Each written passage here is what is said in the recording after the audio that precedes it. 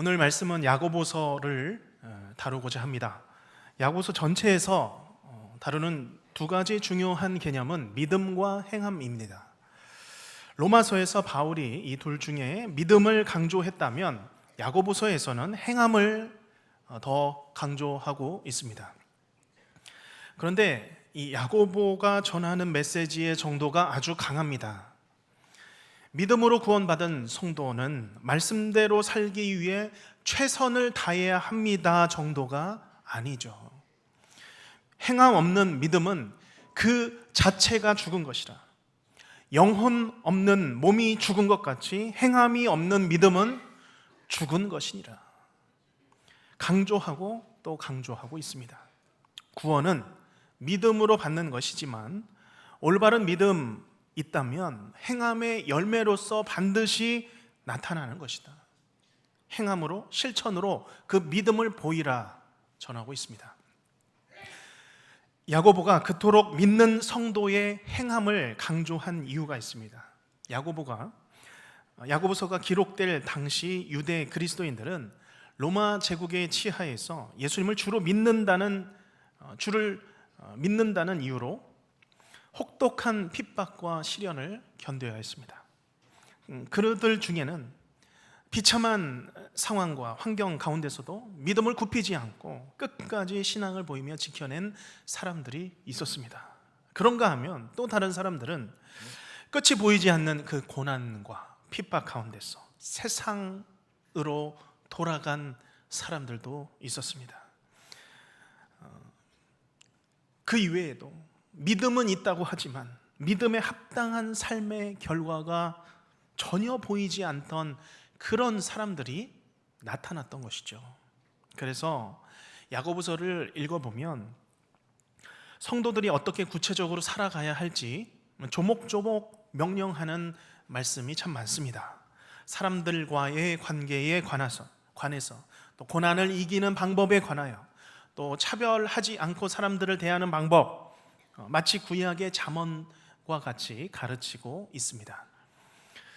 그리고 3장을 시작하면서 이제 사람의 입에서 나오는 말에 주목하며 집중하고 있습니다. 오늘 이 말이라는 것이 이 말씀의 주제입니다. 사람의 말은 기본적으로 의사소통 수단이죠. 말과 언어는 다른 사람들과 인간관계를 형성하는 사회적인 도구요 역할을 합니다. 언어적인 또는 비언어적인 표현들을 통해서 이야기를 전하고 또 만들어내면서 일정한 사람들과 친밀감과 유대감을 형성하는 그런 서로 공감하는 도구가 바로 이 언어, 말이라고 하는 것이죠. 얼마 전에 제가 첫째 딸, 고등학생 딸의 라이드를 한 적이 있었는데 그 친구가 함께 차에 탔었습니다. 그리고 그 친구와 그 뒷자리에서 못다한 이야기들을 쪼잘쪼잘 이야기를 나누는데 제가 익숙한 말투가 아니었습니다. 사실 단어를 줄여서 말하는 말줄임 단어들을 알아듣는 것은 이미 포기했습니다.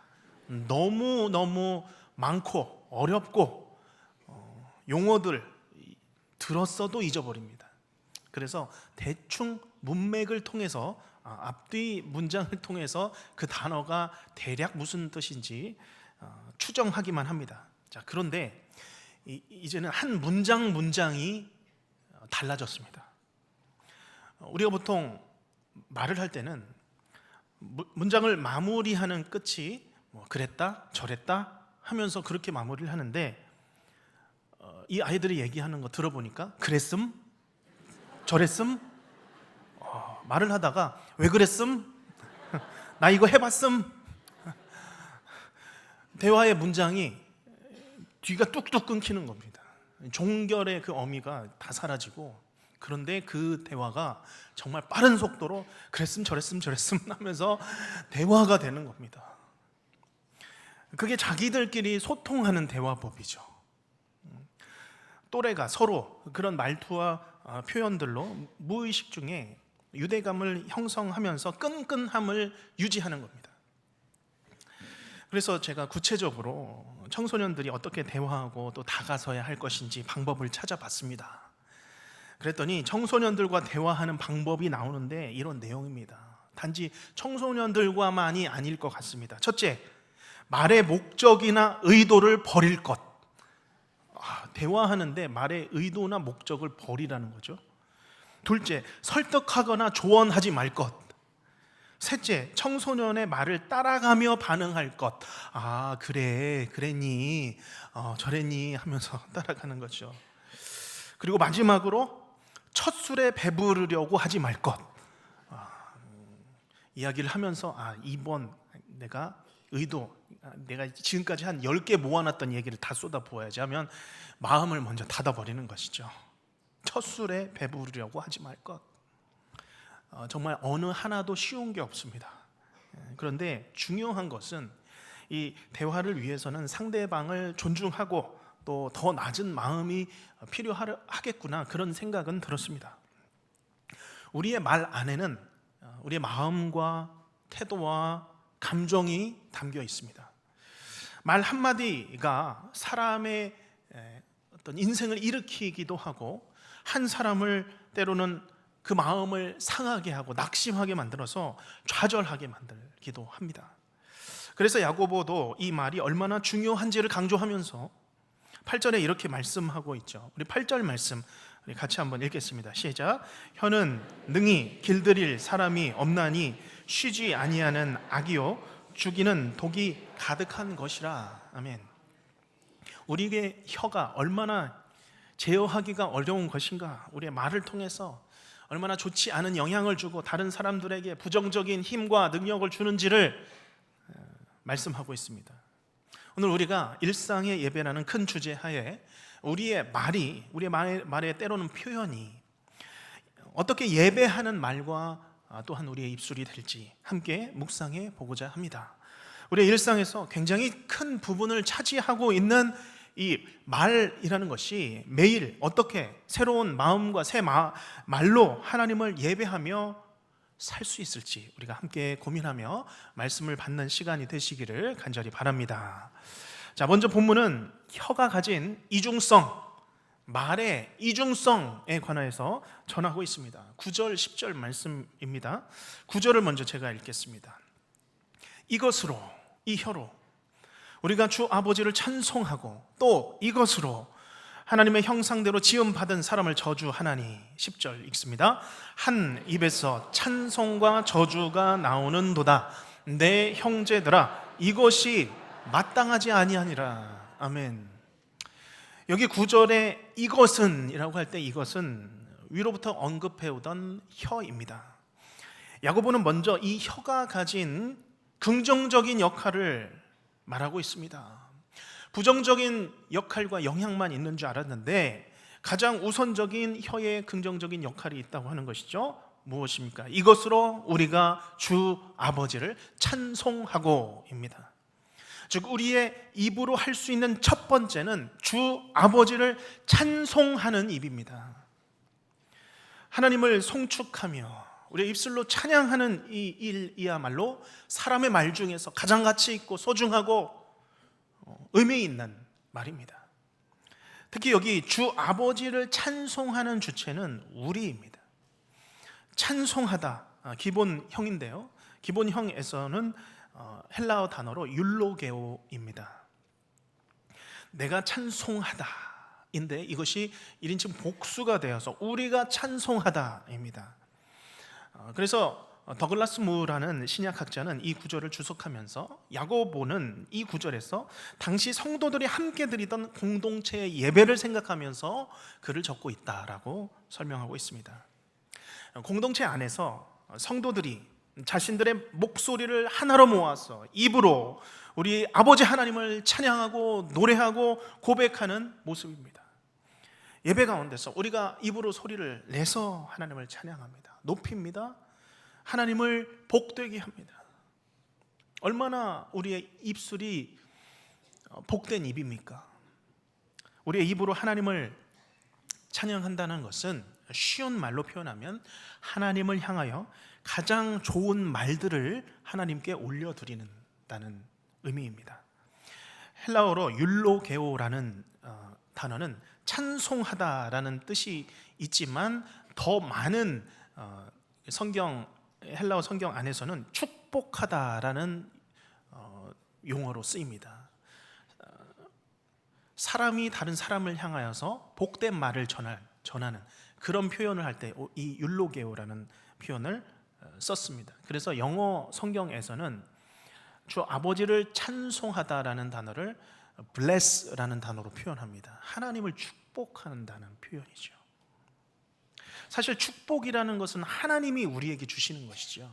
그러나 우리가 여기서 찬송하다라는 표현만큼 하나님을 향하여서 우리가 하나님을 축복할 수는 없지만 하나님을 향하여서 가장 좋은 말들을 선택해서 하나님께 올려드린다는 표현이죠. 좋으신 하나님, 좋으신 하나님, 참 좋으신 나의 하나님, 주 하나님은 위대하시며 능력이 많으시도다. 송축해 내 영혼 내 영혼아. 가장 고귀하고 귀한 언어들로 하나님을 높이는 것이죠. 요즘에는 찬양을 언제든 들을 수 있는 시대가 되었습니다. 유튜브만 켜도 6월의 인기 CCM 찬양 리스트 쫙 나옵니다. 누구나 좋아하는 찬양 리스트 쫙. 출근할 때 듣는, 퇴근할 때 들을 수 있는 찬양. 검색만 하면 얼마든지 오랫동안 이어서 내가 좋아하는 찬양 끊임없이 들을 수 있습니다. 그런데 찬송을 귀로 듣는 것과 내 입으로 하나님을 찬양하는 것은 다른 것이죠. 찬송을 듣는 경우는 많은 경우에는 찬송을 감상하는 겁니다. 다른 사람의 고백, 음악적인 뛰어난 세션과 반주, 연주를 감상하는 것이죠. 그 감상하면서 나의 일들을 하는 겁니다.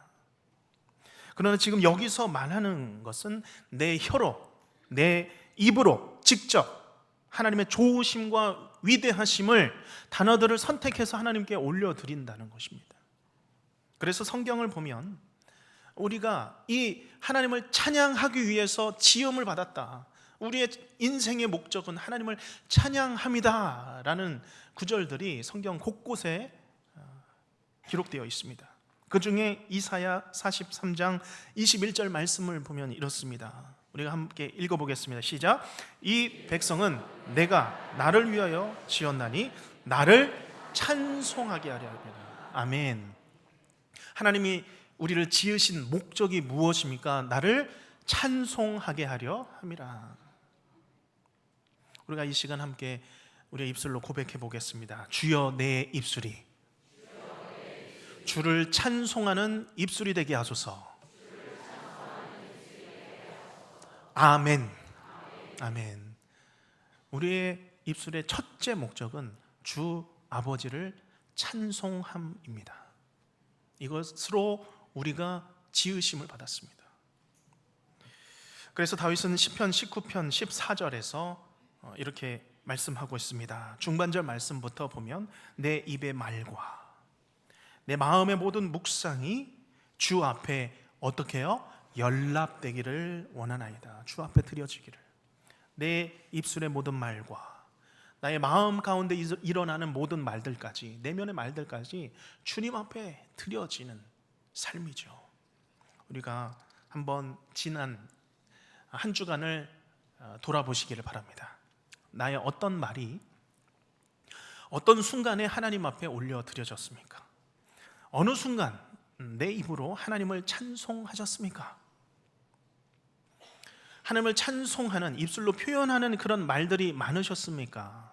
아니면 다른 말들, 다른 내 삶에 필요한 말들이 더 많으셨습니까?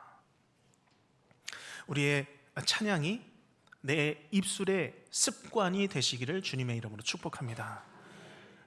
하나님을 향하여 가장 좋은 말을 올려드릴 수 있는, 또한 그것이 습관이 되어서 우리 언제나 좋으신 그 하나님 마음껏 입술로 고백하시는 성도님들 되시기를 축복합니다.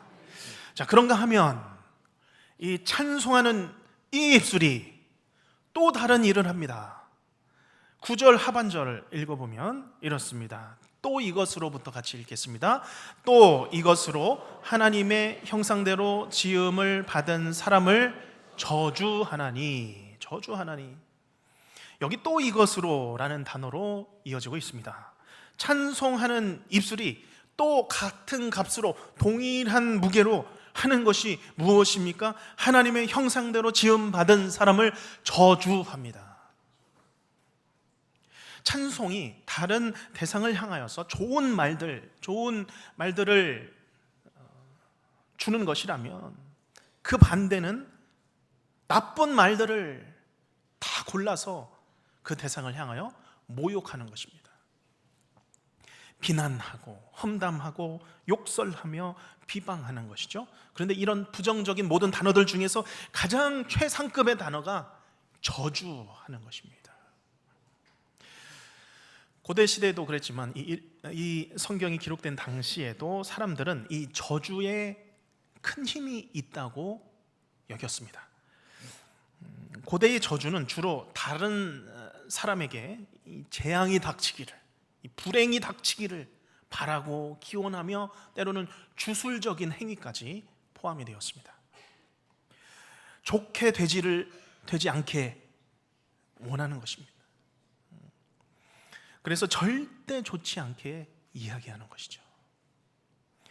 이 저주는 축복의 아주 극반대에 있는 단어입니다. 그것이 저주죠. 그런데 이 저주의 대상이 누구일까요? 한마디로 말하면 미운 사람입니다. 우리는 사랑하는 사람을 절대 저주하지 않습니다. 오히려 사랑하는 사람은 잘 되기를 바라고 그 사랑하는 사람을 향해서는 좋은 말을 합니다. 그러나 미운 사람이 있습니다. 자신을 힘들게 하는 사람이죠. 나를 괴롭게 하는 사람입니다. 내 마음을 어렵게 하는 사람입니다. 그런데 그래도 사람은 처음부터 미워하지 않습니다. 처음에는 그래도 참습니다. 무슨 일이 있으니까 그렇게 말하겠거니. 그런데 그게 몇 번 들어보면 마음이 상하기 시작하죠. 반복되면 서운한 감정이 쌓입니다. 그 사람에 대해서 모든 점이 좋지 않게 여겨집니다. 그리고 그것이 결국은 미움이 되고 원수 관계가 됩니다. 그래서 그 원수들에 대하여 소심한 저주로부터 대담한 저주까지 들이붓는 것이죠. 그런데 이 저주라는 것이 가장 쉽게는 이 욕설을 통해서 표현이 됩니다. 세상을 살다 보면 주위에 욕 좀 하시는 분들이 계십니다. 그런 분들이 하시는 말씀은 가까운 사람들끼리 친밀감과 유대감을 좀 형성하기 위해서 그렇게 핑계를 하십니다. 또 어떤 분들은 이 욕설을 통해서 어떤 상황들을 더 즐겁게, 좀 유머스럽게 만들기 위해서 그런 좀 비속어들을 포함해서 이야기를 한다고 하죠. 그런데 욕설을 하는 또 다른 진짜 이유가 있습니다. 자신의 자존심을 보호하기 위해서죠. 나를 지켜내기 위해서입니다. 내가 지지 않으려고, 내가 당한 것 몇 배로 갚아주기 위해서 내가 머릿속에 있는 가장 잔인한 단어들을 조합을 해서 던지는 것이죠. 내 자존심 지키고 유지하기 위해서 때로는 위기에 처했을 때 욕설을 통해서 나를 방어하는 것입니다. 상대방을 향해서 가장 위협적인 용어를 사용하면서 결국 상대방을 깎아내리고 그 인격과 사람됨을 마음껏 짓이기는 겁니다. 물론 사람이 기분이 좋지 않거나 스트레스를 받을 때 그것을 해소해야 합니다. 그런데 그렇게 자신의 감정을 해소하는 여러 가지 방법들 중에서 가장 공격적이고 가장 비인격적인 방식, 어떻게 보면 가장 비겁한 방식이 이 욕설로 자신보다 약한 사람들을 향하여 내뿜는 것입니다. 내뱉는 사람이나 듣는 사람이나 서로에게 마음의 상처를 안고 그 관계가 점점 깨어져서 무너지는 겁니다. 그런데 그런 저주의 표현이, 그런 욕설이 어떤 의미라는 것입니까? 하나님의 형상대로 지음받은 사람을 저주하나니. 죄송합니다. 여기 계신 분들 중에는 이렇게 욕설을 표현하시는 분이 없을 것 같은데 이 성경 말씀을 그대로 표현하자면 그렇습니다. 이 하나님의 형상대로 지음을 받은 사람이라는 어감은 그 앞에 주 아버지를 의식하는 단어입니다. 그렇기 때문에 이런 표현이죠. 성도들이요, 한 입으로 하나님을 찬송했는데 어떻게 하나님을 닮은 사람, 하나님과 유사하게 지음받은 사람을 어찌 감히 저주할 수 있습니까? 그런 말씀입니다.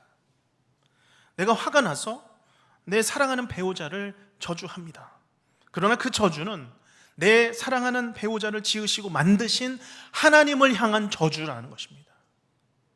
내가 짜증이 나고 원하는 대로 말을 듣지 않는 내 사랑하는 자녀를 내가 어느 경우에는 정말 심한 말로 표현할 때가 있습니다. 성도들을 향해서, 때로는 가족을 향해서 내 기질과 기분에 따라서 분노를 일으키면서 마음껏 폭언을 일삼고 상처를 주고 함부로 말을 할 때가 있죠. 그러면 그 입으로 그 사람 인격 자체를 손상시키는 것뿐만 아니라 그를 지으신 하나님을 모욕하는 것이라고 말씀하고 있습니다.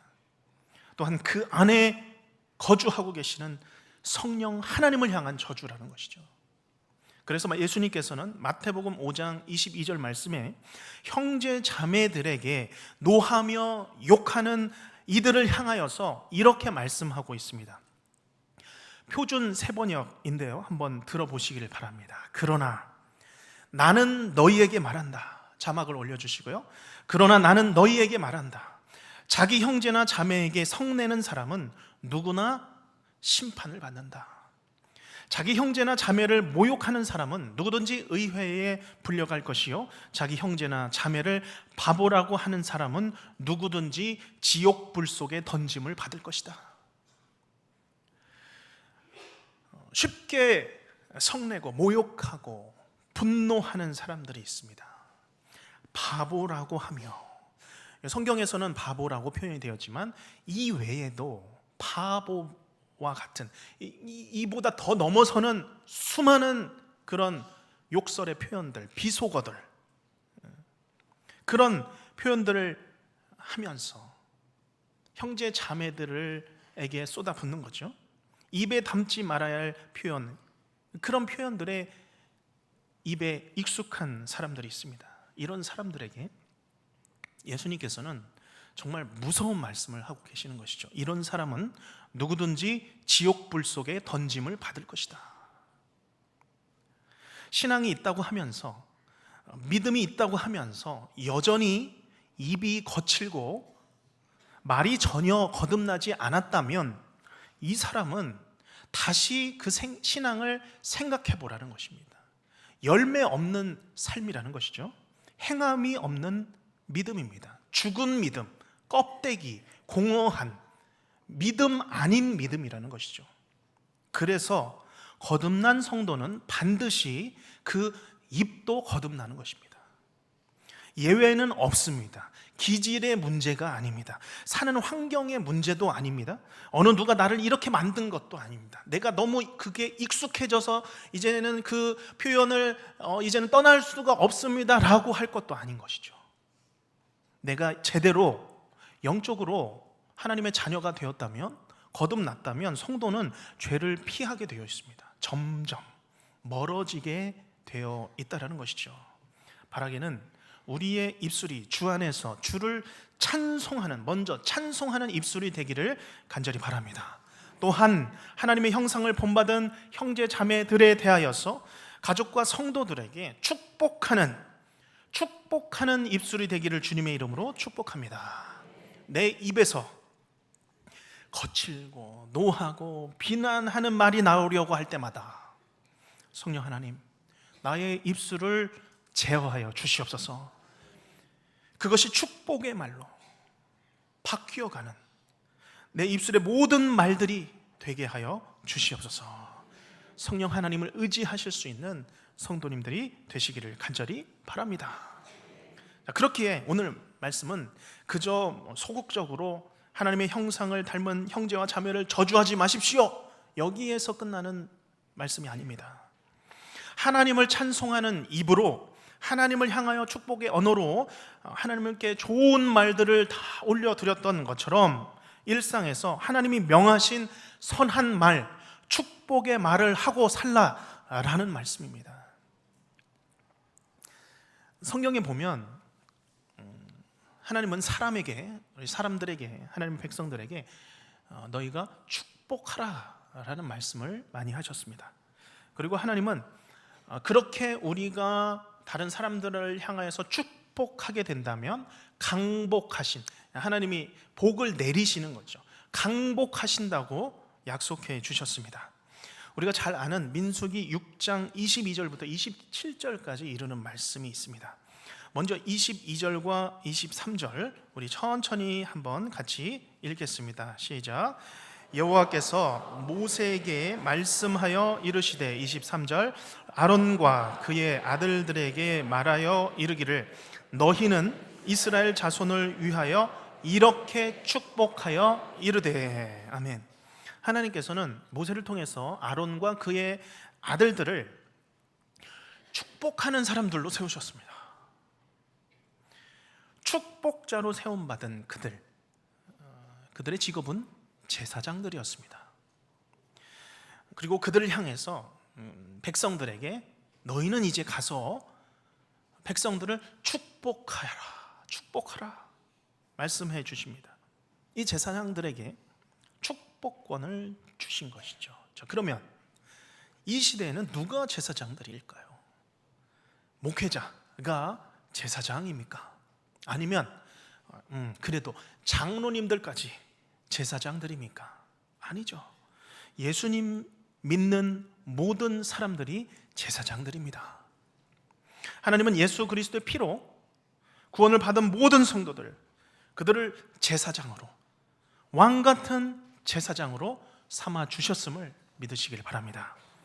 베드로전서 2장 9절로 잠시 가보면 우리 자막을 통해서 베드로전서 2장 9절 한번 천천히 읽어보겠습니다. 시작.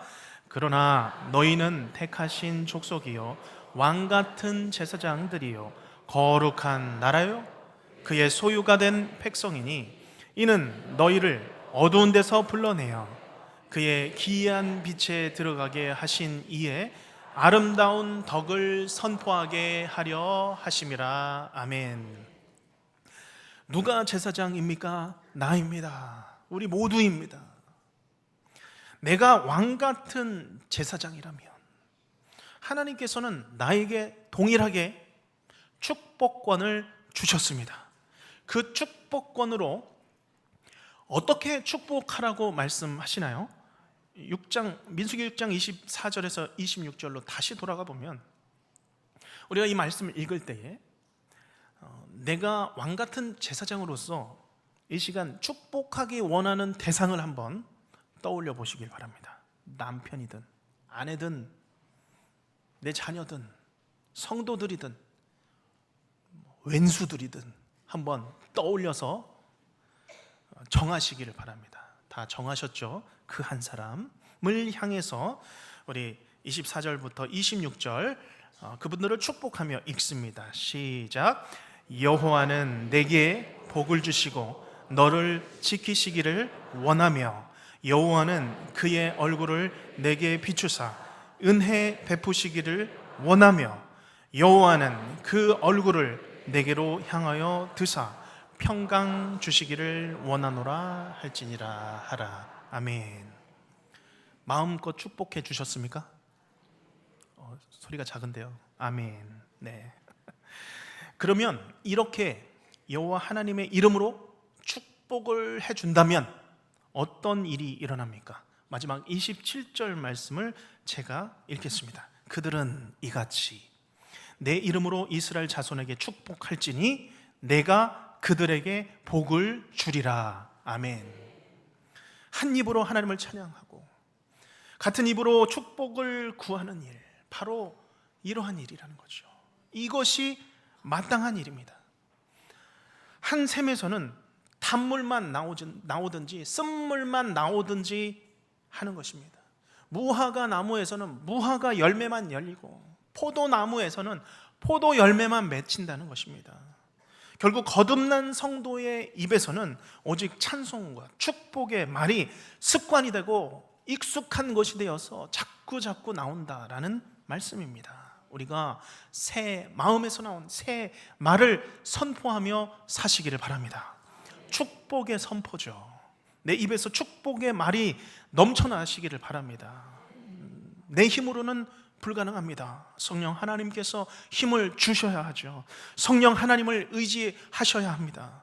성령 하나님, 내게 내 입술 가운데 축복의 말을 내 입에 붙여 주시옵소서. 축복의 말로 선포할 때에 하나님 그 축복한 대로, 선포한 대로 강복하여 주시옵소서. 하나님 복을 내려 주시옵소서. 이 축복의 말을 선포하며 사시는 우리 모든 성도님들 되시기를 주님의 이름으로 축원합니다. 기도하겠습니다.